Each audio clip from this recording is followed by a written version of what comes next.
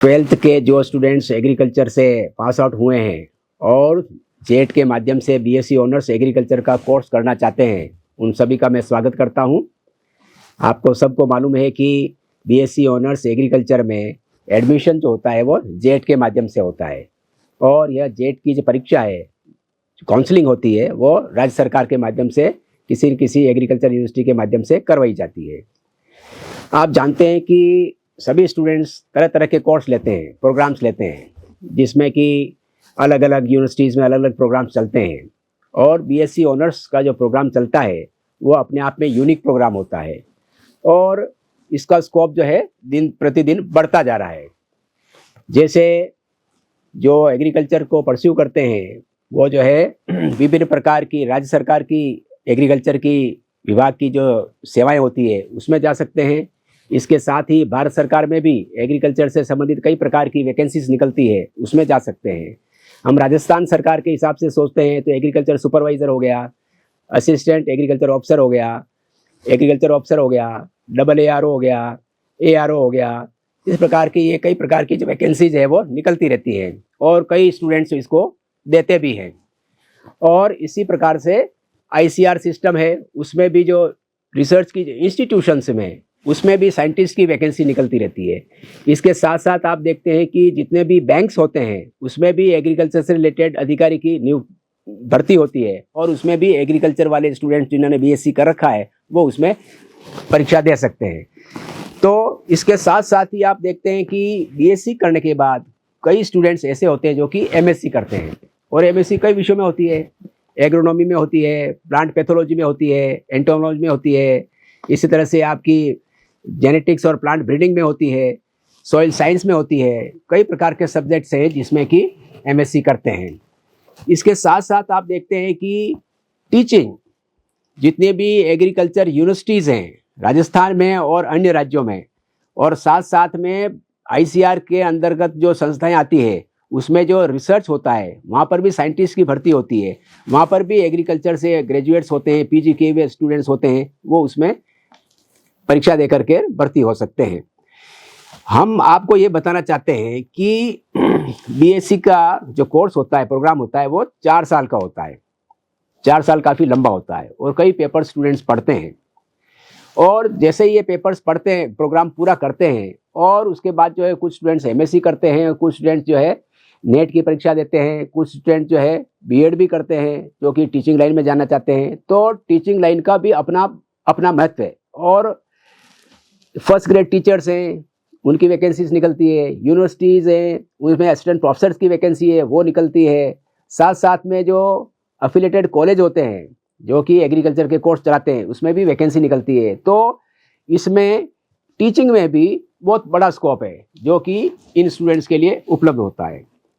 आपको ये मालूम है कि भारत में महत्वपूर्ण जो क्षेत्र है वो कृषि का क्षेत्र है और उसके साथ साथ सबसे ज़्यादा यदि रोजगार लगा हुआ है तो कृषि क्षेत्र और उससे संबंधित एक्टिविटीज़ में लगा हुआ है। तो उसके हिसाब से हम देखते हैं तो नई नई टेक्नोलॉजी इस क्षेत्र में आ रही है। भारत सरकार की कई स्कीम्स हैं जो कि इसमें लागू हो रही हैं और कई प्रकार की नई तकनीकी आ रही हैं। तो उसमें भी नए नए ऐसे ग्रेजुएट्स की आवश्यकता होती है, PG किए हुए की आवश्यकता होती है जो कि नई टेक्नोलॉजी के बारे में जानते हैं। चाहे ड्रिप इरिगेशन हो गया, इसी तरह से प्रेसिजन एग्रीकल्चर हो गया, इसी तरह से आपका ड्रोन सिस्टम हो गया। ये जो IoT ये जो सिस्टम्स हैं वो भी अब एग्रीकल्चर में काम में आने लगे हैं। तो इनमें स्टडी करना, इनको सीखना और नए नए क्षेत्र में प्रवेश करके प्राइवेट सेक्टर में भी कई प्रकार की जो वैकेंसी आती है उसमें ऐसे स्टूडेंट्स जा सकते हैं। जो निजी जो क्षेत्र है, चाहे वो सीड बनाने वाली कंपनियां हो गई, खाद बनाने वाली कंपनियां हो गई, पेस्टिसाइड्स बनाने वाली कंपनियां हो गई और इसके साथ साथ एग्रीकल्चर इम्प्लीमेंट्स बनाने वाली कंपनियां हो गई, ये सभी प्रकार की जो कंपनियां होती है वो BSc ऑनर्स एग्रीकल्चर या जो MSc कर रखी है एग्रीकल्चर में ऐसे स्टूडेंट्स को भर्ती करती है।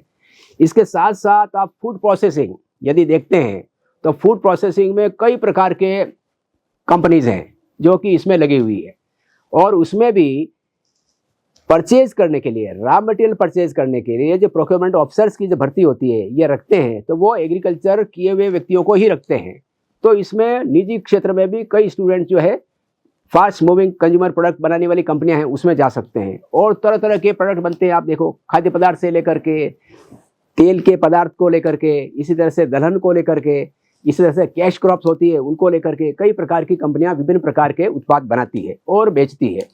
और आपको यह भी मालूम है कि ऑर्गेनिक प्रोडक्ट्स की डिमांड बढ़ती जा रही है। ऑर्गेनिक प्रोडक्ट्स, ऑर्गेनिक सब्जियां हो गई, ऑर्गेनिक फ्रूट्स हो गए, तो इसके लिए ऑर्गेनिक फार्मिंग भी बढ़ रही है और उसके लिए भारत सरकार भी इसको प्रोत्साहन दे रही है।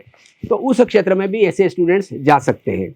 और ये तो आपको सबको मालूम है ही कि खाद बनाने के लिए कोई दुकान खोलना चाहता है, फर्टिलाइज़र बेचने के लिए कोई दुकान खोलना चाहता है, या सीड बेचने के लिए कोई दुकान लगाना चाहता है, तो उसको लाइसेंस तब मिलता है जबकि वो एग्रीकल्चर में कोई न कोई कोर्स कर रखा होता है। तो इस प्रकार के कोर्स करने वाले इस प्रकार की दुकानें भी खोल सकते हैं और इस प्रकार की दुकानें खोल करके मल्टीपल रूप में अपना टर्नओवर बढ़ा करके भी अपनी आजीविका कमा सकते हैं।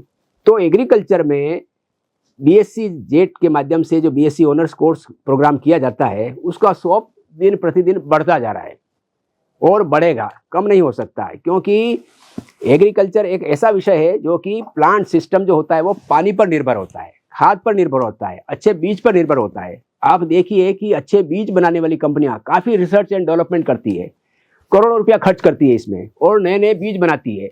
ऐसे बीज बनाती है जिसको कम पानी की आवश्यकता होती है, ऐसे बीज बनाती है जो कि किसी न किसी पेस्ट के प्रति प्रतिरोधक क्षमता पैदा करती है। तो इस प्रकार से नए बीज बनते हैं तो वो काफ़ी महंगे बिकते हैं और उनकी उत्पादकता भी ज़्यादा होती है। तो इस प्रकार से ऐसी कंपनियों में आप रिसर्च और डेवलपमेंट में भी जा सकते हैं। तो मैं बताता हूँ कि मैं राजस्थान सरकार में एग्रीकल्चर डिपार्टमेंट में डायरेक्टर रह चुका हूँ। उसके साथ साथ ही राजस्थान स्टेट सीड कॉरपोरेशन है उसमें भी मैं मैनेजिंग डायरेक्टर रह चुका हूँ। और मैंने पीजी करने के बाद जब पहली परीक्षा दी थी मैंने आरएस वगैरह की, एक परीक्षा होती है आरएस और संबंधित सर्विसेज की, तो फर्स्ट अटेम्प्ट में मैं मेरे बैच का टॉपर था और मेरे वाले में और दूसरे नंबर वाले में 80 नंबर का डिफरेंस था। वो जो रिकॉर्ड है अभी तक आरपीएससी में टूटा नहीं है। उसके बाद में यूपीएससी की मैंने परीक्षा दी थी तो मेरा यूपीएससी में सिलेक्शन हो गया था, तो मैं इंडियन रेलवेज में ऑफिसर बन के चला गया। मैंने आरएस की परीक्षा आरएस ऑफिसर का जो पद था मैंने छोड़ दिया।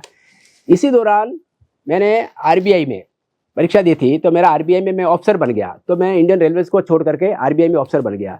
तो उसी कम पीरियड में मैंने परीक्षा दी थी यूपीएससी में, तो यूपीएससी में मेरी 19 रैंक थी ऑल इंडिया बेसिस पर और मैं आरबीआई की ऑफिसर की नौकरी छोड़ करके आईएएस ऑफिसर बन गया।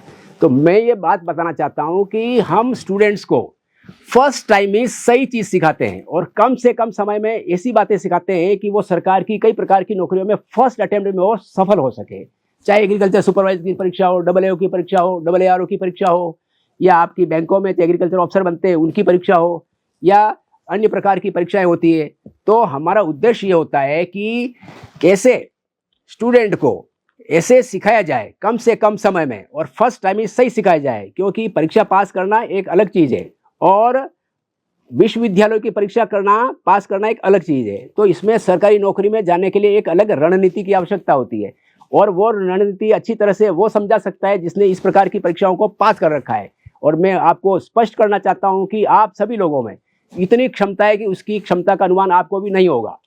हर व्यक्ति में, आप सभी लोग मेरे को सुन रहे हैं तो आप लोगों में बहुत क्षमता है आगे बढ़ने की।